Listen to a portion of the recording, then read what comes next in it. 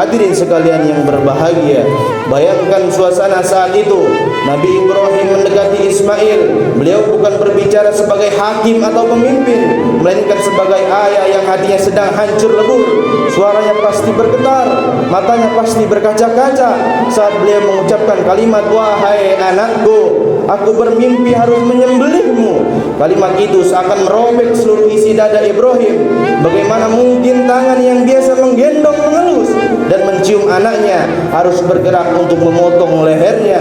Bagaimana mungkin mulut yang biasa mengucapkan kata-kata kasih dan sayang harus menyampaikan berita yang mematikan itu? Namun disinilah letak keagungan iman Nabi Ibrahim alaihissalam. Di tengah rasa sakit yang tak terbayangkan, di antara dua pilihan berat, menuruti cinta dunia atau menuruti cinta Allah Subhanahu wa taala, beliau memilih Allah. Beliau sadar sepenuhnya Ismail bukan milikku, Ismail adalah titipan Allah. Allah yang memberi, Allah pula yang berhak mengambilnya. Dan yang lebih menyayat hati adalah jawaban dari seorang anak yang bernama Ismail alaihissalam. Ketika mendengar perintah itu, tidak ada tangisan ketakutan, tidak ada teriakan minta ampun, tidak ada lari menjauh dari ayahnya.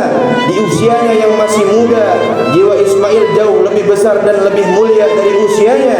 Dengan ketenangan yang luar biasa, dengan ketaatan yang membuat malaikat kagum, Ismail alaihissalam menjawab, "Wahai ayahku, lakukan apa yang diperintahkan Allah kepadamu, engkau akan mendapatiku sebagai orang-orang yang sabar." Air mata kita tak bisa bertahan mendengar jawaban itu. Ismail tahu ketaatan kepada Allah adalah harga mati baginya. Mati di tangan ayahnya sendiri demi perintah Allah adalah kehormatan terbesar yang ia dapatkan. Bahkan riwayat menceritakan kebesaran jiwa Ismail yang lebih dalam lagi. Ia berkata kepada ayahnya, "Wahai ayahku, ikatlah aku dengan kuat supaya aku tidak bergerak karena rasa sakit dan membuat engkau sedih.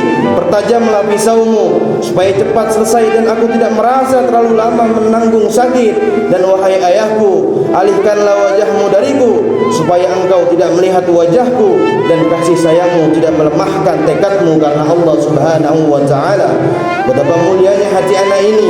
Ia justru membantu ayahnya melaksanakan perintah dari Allah Subhanahu wa taala.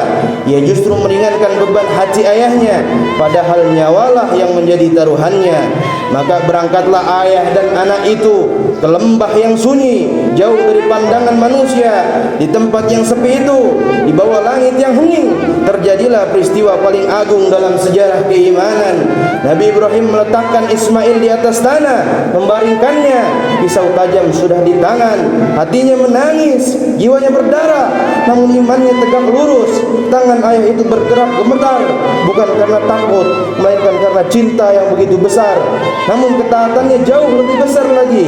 Beliau siap menyembelih bukan karena benci, melainkan karena cinta yang lebih tinggi, cinta kepada Allah Subhanahu wa taala.